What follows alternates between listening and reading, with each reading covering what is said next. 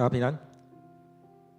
今天5月28日，感谢上帝保守我们，让我们在当中，不管是经历大太阳，或者是暴雨，在我们生命当中，也一样有这样的四季，而在每一天当中，也都让我们领受上帝带领我们。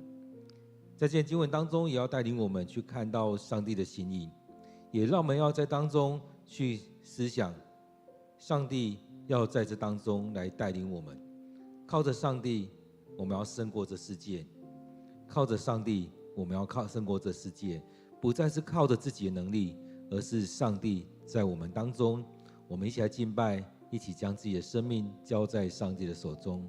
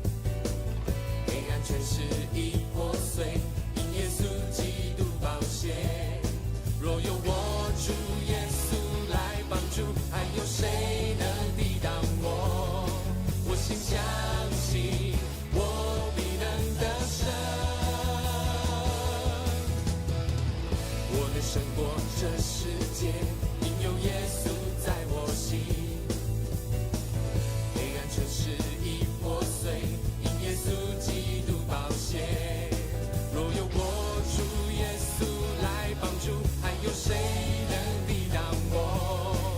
我心。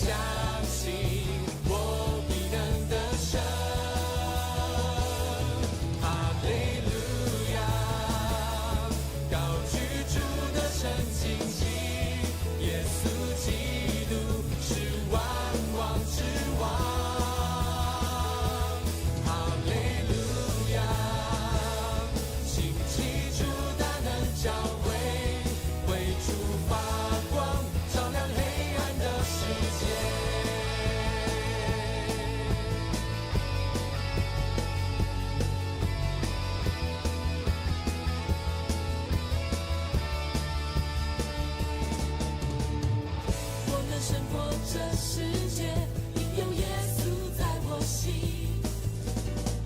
黑暗权势已破碎，因耶稣基督宝血。若有我主耶稣来帮助，还有谁能抵挡我？我心相信，我必能得胜。哈利路亚，高举主的圣经旗，耶稣基督是万王之王。哈利路亚，兴起主大能教会，为主发光，照亮黑暗的世界。哈利路亚，高举主的圣经旗，耶稣基督是万王之王。哈利路亚，兴起主大能教会，为主发光，照亮黑暗的世界。哦耶！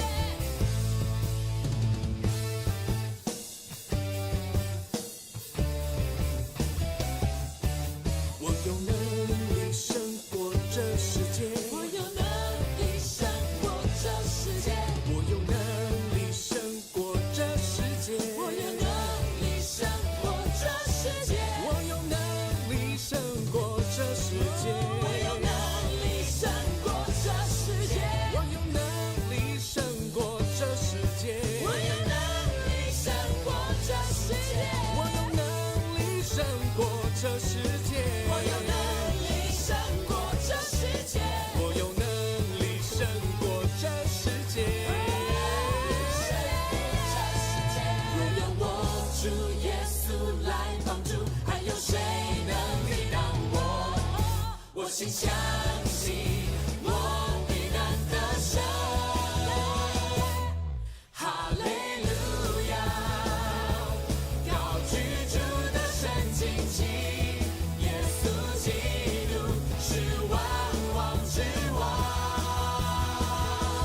哈利路亚，兴起主大能教会，为主发光，照亮黑暗的世界。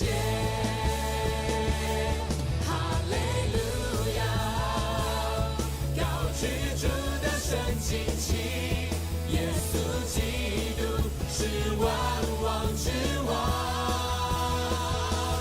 哈利路亚，兴起主大能教会，为主发光，照亮黑暗的世界。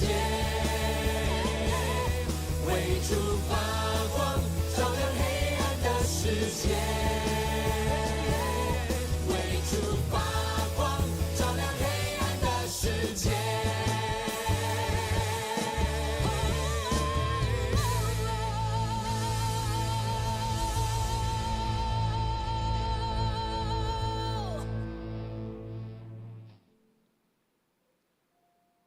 亲爱的主，我们感谢你，到我们来到你面前，愿主你就在我们当中来带领。这是你主你先拣选我们，让我们生命在于你的掌权当中。亲爱的主，我们愿意来到你面前，为你来使用，照着主你的心意来服侍你。亲爱的主，愿主你继续的带领着我们的生命，让我们能够为你发光，让我们能够胜过这世界，不再是靠着我们自己的能力，不再是靠着我们自己的聪明智慧，而是因着有主你与我们同在，因着耶稣你的宝血，因着耶稣你带领我们，让我们依靠你，让我们靠着主你来得胜。主，我们要将今天的聚会仰望在主你面前，让我们专注在主你的面前，让我们专注在你的话语当中，也让你的话语成为我们生命的帮助。感谢赞美你，我们将祷告祈求都奉靠主耶稣的名，阿们。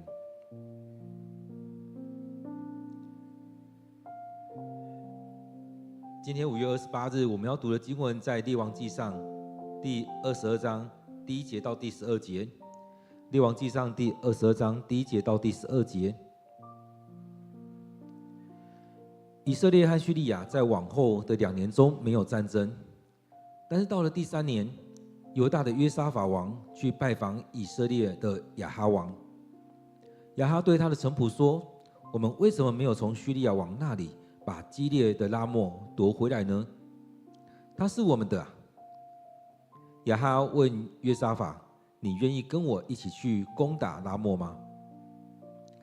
约沙法王说：“我跟你不分彼此，我的部下就是你的部下，我的战马就是你的战马，但是要先求问上主。”于是亚哈招来了约400名先知，问他们：“我该不该去攻打拉末？”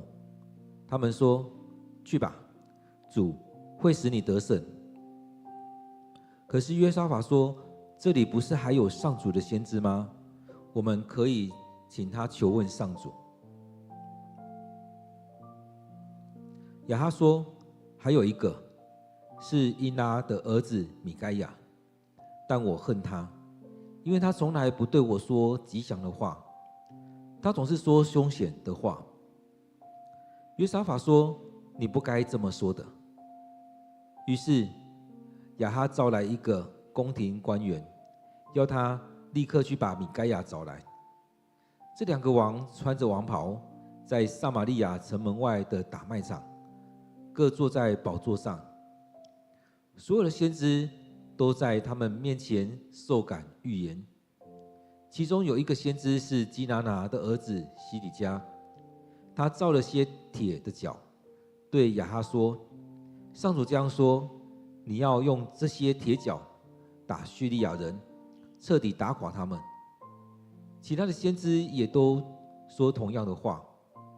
他们说：“去攻打拉末，你一定得胜，上主会把他们交在王的手里。”我们今天经文在列王纪上第22章1节到第12节，让我们有一些时间来默想，来领受今天的经文。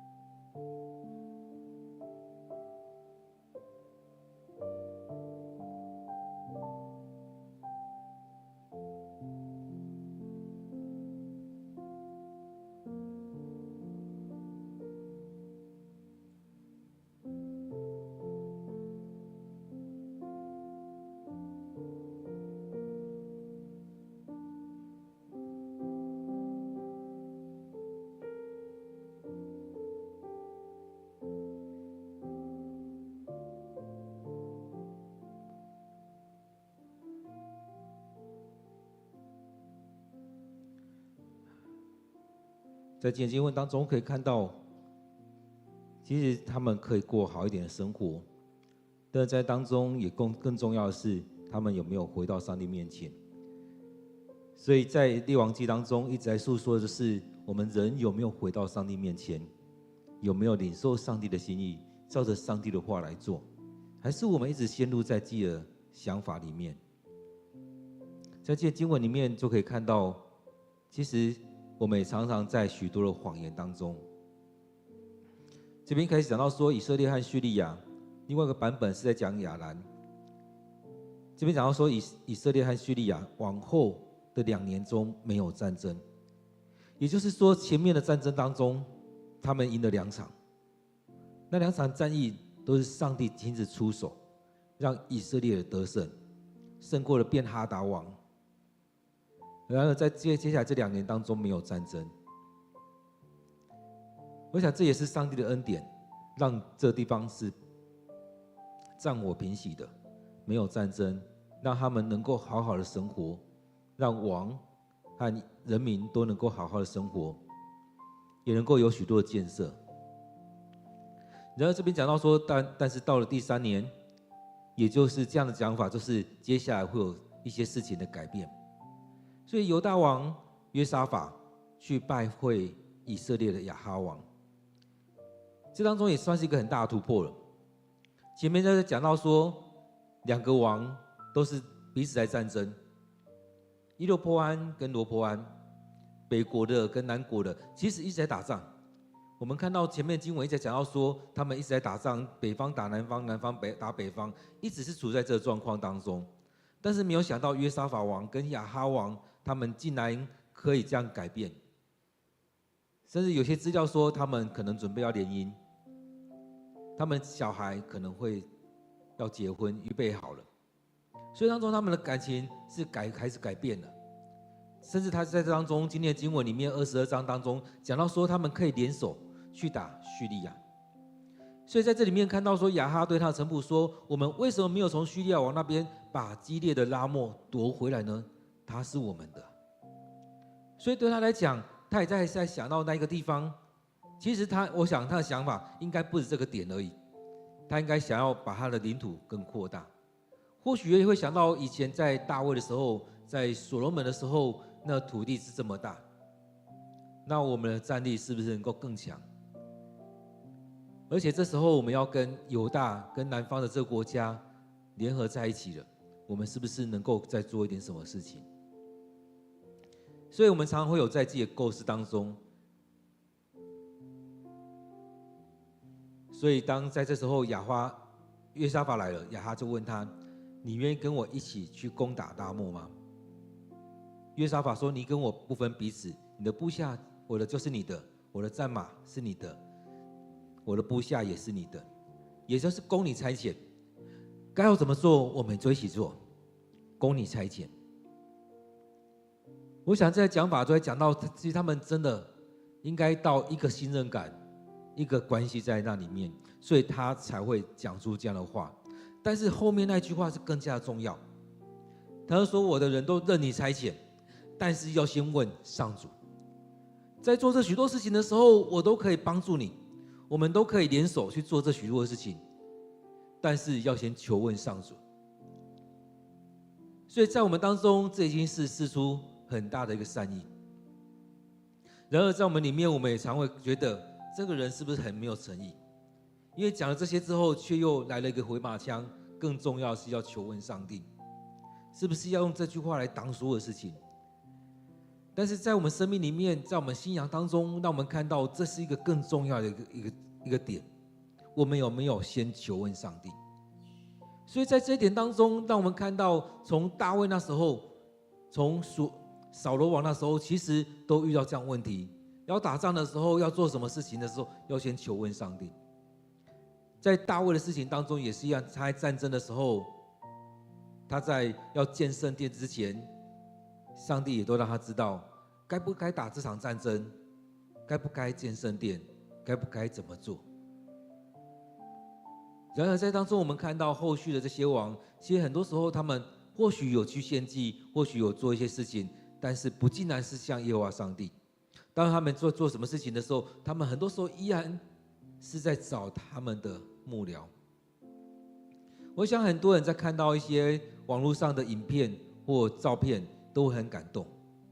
看到一些不管是战争当中，或者说在篮球比赛、球类各类的竞赛当中，都会看到有些照片，他们释放出来，也就是教练或者说哪个球员带着大家一起跪下来祷告。在面对这许多事情的时候，先跪下来祷告，不管对手是强是弱，先来到上帝面前。所以在这当中，输或赢都仰望在上帝手中。在战争是如此，在我们做许多事情也是如此。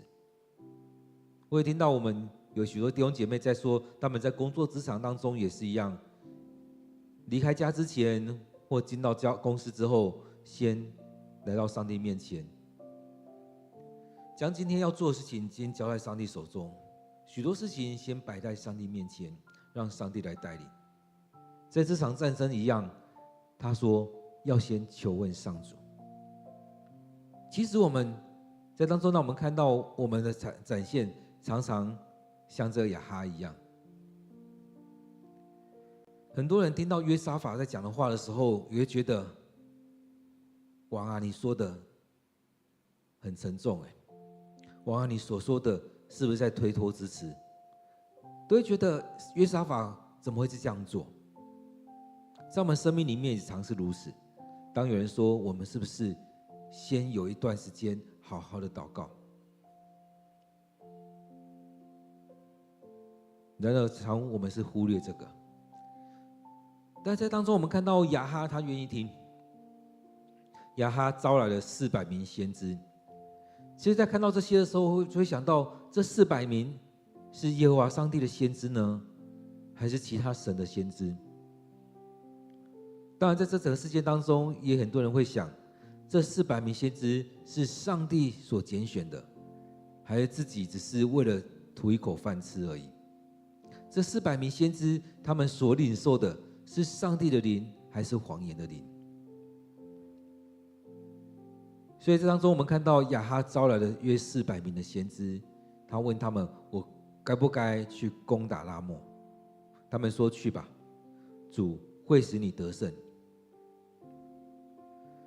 其实在当中大家都想要让王龙心大悦，让他很开心的去做，让他知道上帝已经将这些人交在他手中。这也是在当中在呈现的。今天的经文让我们看到，在呈现的是什么？我们常常是说人家想要听的，但不尽然是上帝要我们说的。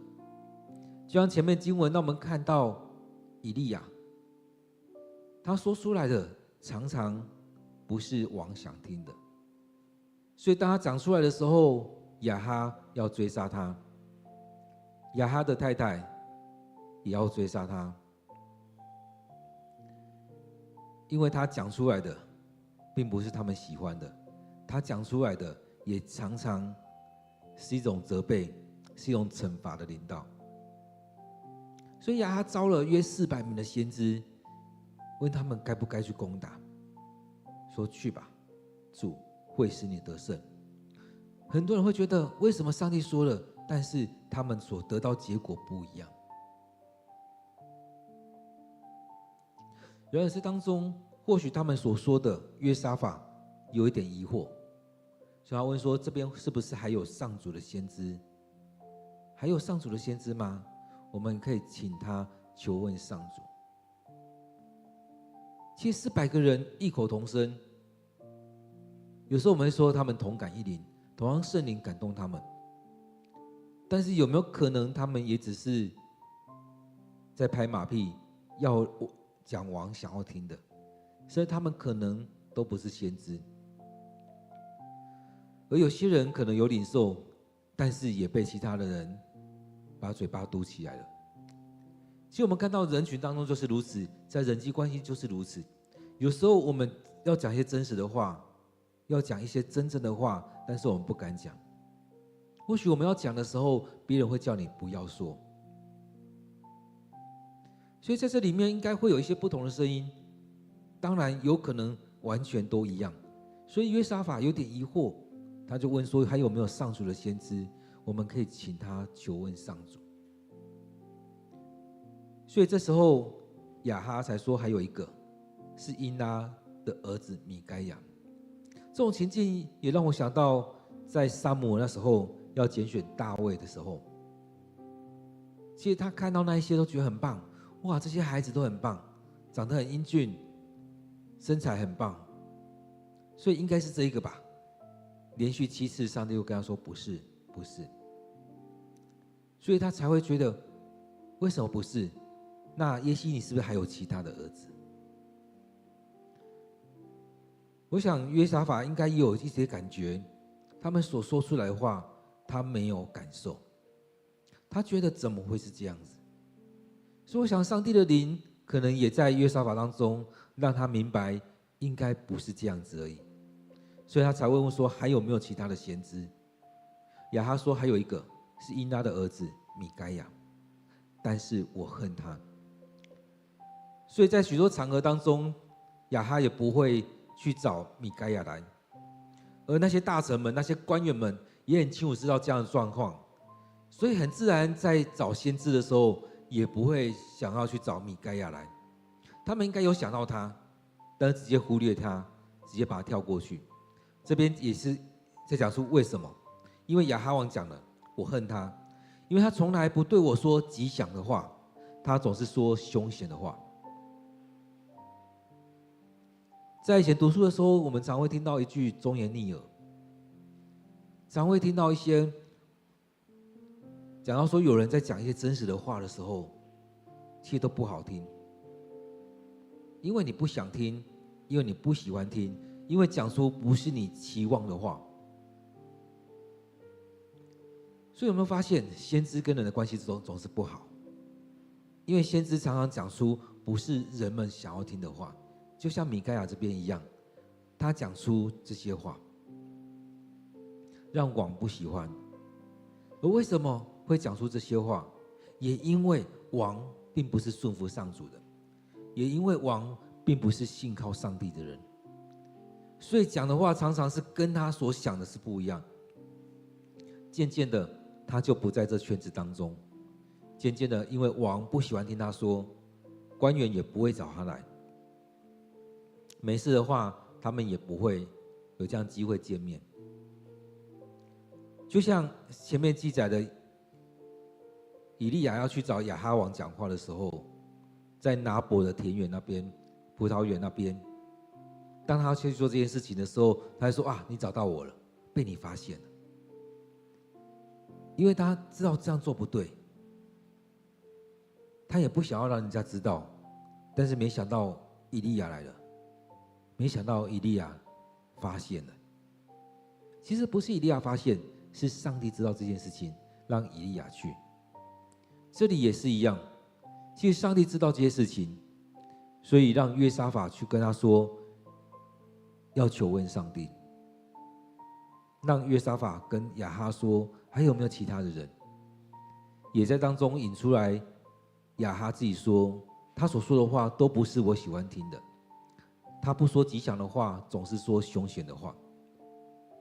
所以当我们面对到这些事情的时候，其实我们自己要反省，为什么我们所领受你总是会觉得不好听的话，不是吉利的话，不是好祝福的话，总是那些责骂，总是那些凶险的话？是因为这些人不会讲话吗？还是我们总是走在钢丝上，我们总是走在那危险的道路当中？其实我们常常不会去反省自己，我们常常去指责别人，都觉得总是别人的错。就像以前在说千错万错，总是别人的错。但这边，当我们读到这边的时候，会发现，其实亚哈有很多问题，最大的问题就是他跟耶罗波安一样，最大的问题就是他引入了巴力跟亚斯他路，所以他带着以色列人离开上帝，他带着以色列人得罪了上帝。但是在当中，约沙法讲了第3句，他说：“你不该这么说的。”这句话对我们来讲也很重要。我们会不会适时的去堵住别人的嘴巴？当他们讲出很多抱怨、很多埋怨的话的时候，我们会不会适时的跟他说：“你不该这么说？”当讲这句话的时候，其实也在提醒我们：你的眼光要调整，你的眼目要调整。你不要只是陷入在当中许多的抱怨、许多的埋怨，调整你眼光，回到上帝面前。在当中，我们生命里面需要调整。其实约沙法这句话所带出来也是一样，你所讲话代表你这样想，你不该讲这样，你不该这么说，其实也在说你不该这么想。为什么约沙法会叫他说我们要求问上帝？为什么约沙法会说还有没有其他的先知？也就是如此，其实会看到约沙法的生命跟亚哈的生命是很大的不同。其实我们看到，在我们教会当中，在我们的信仰群体当中，其实我们都可以看到每个人生命很不一样，每个人属灵的进程也很不一样。很多时候，当我们还在软弱当中，也就是说，在圣经里面，我们常读到的，你要体贴肉体，还是体贴圣灵？你要照着你的想法、你的性子去做事、去想。还是你要顺服在上帝的带领当中？所以，我们看到约沙法虽然没有说太多的话，但是他一直在提醒亚哈，你要顺服上帝，你要回来敬拜上帝，你要领受属天的话语。所以，他还调整他，跟他说：“你不该这么说。”也是在跟他说：“你要用上帝的眼光来看这件事情，回到上帝的面前来。”所以在这当中，让我们看到约沙法所说这几句话，其实有没有成为我们的提醒？当然也是在提醒我们说该说的话，我们该帮助其他人，我们该怎么说，我们就要这样去做，而不是因为害怕。我们看到这些先知们，这400个先知，其实他们也都是说亚哈所想要听的话。所以当约沙法这样讲完之后，亚哈才默默的招了一个官员来，要他立刻去把米该亚找来。所以在这当中，对他来讲，他也只好这样做。在当中，我们可以想，其实他真的是心不甘情不愿的，真的他百般的不愿意找米该亚来。所以在这里面，我们看到说，其实不只是米该亚，其实有好几个先知也是这样。当王去找他的时候，其实那些找他来的那些使者、那些先知那些官员们，其实有时候也会跟这些先知讲：“那些不该讲的话不要讲哦，讲好听的话让王开心。”其实我们看圣经里面有好几个先知都被这样提醒。其实有时候我们的生命也是这样子，常被提醒，不要讲别人不想听的。但是我们真的要去思想，是你该听的话，还是你不想听的话？我们是不是讲该讲的？上帝要我们说的。所以当我们在看以利亚的时候，对我来领受就是如此。以利亚讲出上帝要他讲的，上帝跟他讲你该怎么说，他就那样说。这边继续记载着，这2个王穿着王袍，在撒玛利亚城外的大麦场，各坐在宝座上，所有先知都在他们面前受感预言。哇，在这当中，让我们去想，这到底是什么样的情境？所有先知都在他们面前受感预言呢？在他们面前被圣灵充满吗？还是被什么样的灵充满？就像前面我们在讲的，当扫罗派人要去抓大卫的时候，那1批、2批、3批的人，他们进到拿约之前，或进到拿约的时候，都受感忘形说话。当我们进到一个场合当中，这个聚会里面的人都在说方言的时候，不知道大家感受怎么样？会觉得哇，这是有上帝的地方，圣灵同在，还是这只是一个聚会的场合？所以在当中，常我们看到受感预言，或者说一场方言祷告的聚会。但是在这里面，让我们看到的是这个灵真的是上帝的灵吗？这真的是上帝同在的一个地方吗？这真的是有降服在上帝面前吗？其实我们可以知道，有些领受方言的人，其实他只是要那个东西而已，他的生命没有改变，他没有活出那美好的果实来。而有很多没有方言恩赐的人，但他们生命却是非常的美好。我们常常只是看到那个景象，这当中也是一样，看到这些先知他们受感预言，但是我们看到他们所说出来的，并不是上帝的祝福，并不是上帝交给他们的，他们只是说出他们想说的。或许他们真的受圣灵感动，但他们没有说出，没有真的领受上帝的心意。所以在当中这句话说，先知都在他们面前受感预言，这我们真的可以去好好的去领受这句话。上帝究竟要让我们透过这句话领受了什么？很多时候这样场合的时候，旁边的人也会被影响到。如果是有400个人受感预言，有可能旁边这些人，有可能这个王也会被圣灵来感动。当这样的过程当中，其中一个先知西底家，他做了一个角，做了一些角，对亚哈说：“上帝这样说，你要用这些铁角打叙利亚人，彻底打垮他们。”其实对我们来讲，我们对这样的事情常常是没有分辨能力。究竟这真的是上帝的话吗？而且这些人是先知哎，那势必就是上帝对我们说的。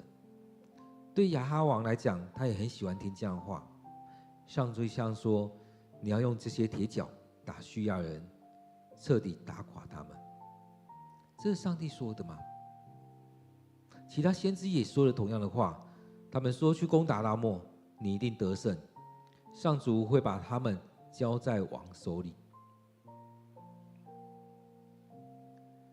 当我们看到今天的经文的时候，会发现这剧本大部分都照着亚哈王所想的这样子，但是后面还有一个人还没登场。所以在这里面，让我们看到，当我们来敬拜上帝的时候，我们想要领受什么？就像之前我们曾经有讲过一个异端，他在读圣经的时候，他很不喜欢保罗所说的，所以他把圣经里面有关保罗的都拿掉。但是这是上帝的心意吗？我们很多时候就是如此，我们把我们不喜欢的都拿掉。许多时候在我们在读圣经的时候，我们把我们不喜欢的都跳过去。所以看我们的圣经里面会发现，圣经里面我们画了很多记号，画了很多线，圈了很多的字，很多的词。有没有发现那些都是你喜欢的？到后来我们在读圣经的时候，似乎都只读到那边。当我们在读圣经的时候，许多时候我们都会说要拿一本新的，或没有做过记号的，好好的去读。就像我们在 QT 一样，我们逐章逐卷的去读的时候，会发现哇，怎么这句话我以前没看过？这句话，这整个我好像有印象，但这一段一段的话，好像都没有在我印象当中。所以当我们在读这些的时候，你们才会发现，为什么我们要 QT 要灵修？为什么要1年读经一次？也就是让我们对圣经全盘的认识，但是我们也要细微的进入在当中，让每句话都不会被跳过。或许这些先知讲的是一部分上帝的心意，但是米开亚讲的也是另外一部分上帝的心意。因此当我们不知道上帝的心意是什么时候，我们需要回到圣经里面来查验。所以以前也在分享说，当我们有领受的时候，我们势必需要更多的时间来到上帝面前，持续祷告，持续查验，甚至求上帝让我们再次领受，这是不是上帝的心意？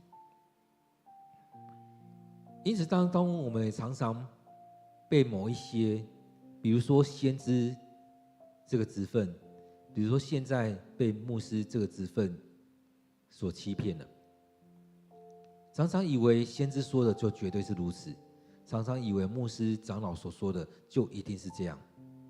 但是我们也需要回到上帝面前来，去看是不是如此，这是不是上帝的心意？就像这400个先知跟那个米该亚，就像那250个先知跟以利亚，在这许多的过程当中，我们常常会觉得多的才是对的，有时候人家会跟你说少的才是对的。但是我们回到上帝面前，要知道哪一个是上帝说的，哪一个是上帝透过他来讲的。所以在今天的经文里面，我们看到2个王，亚哈跟约沙法，这2个王很不一样，一个是去拜别神，这个王也不是常常回到上帝面前，甚至他不曾来到上主的面前来敬拜。另外一个王在当中是上帝特别恩待的，甚至在后面的战事当中，上帝让那些人饶过了约沙法，然后只针对亚哈。所以在这许多情况当中，我们也要有能力去分辨。所以这也是我们在持续在读圣经，持续的在 QT、在灵修、在祷告当中，让我们更加的贴近上帝的心，也才能明白上帝的心意，也才知道该怎么做。就像约沙法在提醒的，你要什么我都可以支援你，但是要先求问上帝。这么多人在讲的话语，那有没有哪一个真的是顺服，是上帝所拣选的？当人家在抱怨的时候，我们能不能像约沙法一样，跟他说停止你的抱怨，回到上帝的面前？让我们有一点时间回来思想上帝的话语，让我们再次默想今天上帝的话语，上帝要对你说什么，上帝怎么带领你。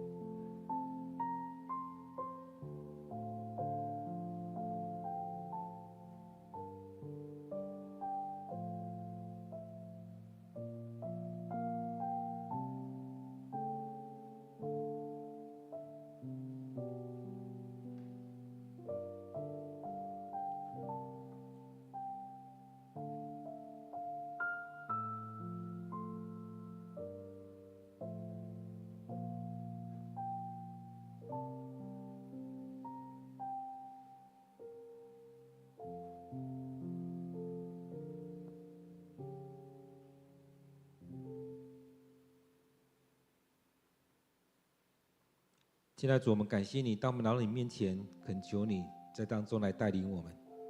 在我们生命当中，我们常常被许多的欺骗，在我们生命里面，我们常常做错误的选择。我们想着自己所想的，想着我们自己所要的。然而主，恳求你帮助我们，让我们生命里面有一些人可以来提醒我们，就像约沙法一样，提醒我们凡事先回到上帝面前来求问上帝。提醒我们在当中，我们只听我们所想要听的，还是要去听上帝要对我们说的。也来提醒我们停止我们的抱怨，回到上帝的心意当中。主，我们生命里面常常陷入在那当中，远离了你。我们宁愿听别人的声音，却没有回到你面前。在当中，我们只听我们喜欢听的，却不是听你要我们听的。我们也常陷入在那抱怨当中，我们也跟其他人一起在那抱怨当中，道人长短，说人是非里面，但是却不愿意降服你面前，求主你赦免。主啊，我们生命里面常陷入在这样的情况，主啊，求主你赦免我们，也求主你帮助我们，让我们生命当中，让我们生活的周围当中，有更多合主你心意的人与我们同在。主啊，或许我们会很难过，但是这也是被主你来修剪的过程，被主你来调整的过程。主啊，帮助我们，真的圣灵与我们同在，帮助我们，让我们在这条路上当中，我们的弟兄姐妹可以一起走，让我们有更多的人一起走，而且是合主你心意、顺服在主你面前的。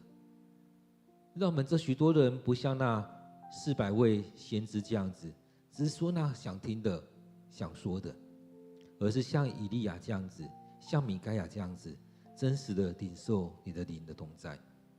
主要或许我们生命里面有很多话语是我们不想听的，因为我们的生命悖逆，我们的生命不顺服。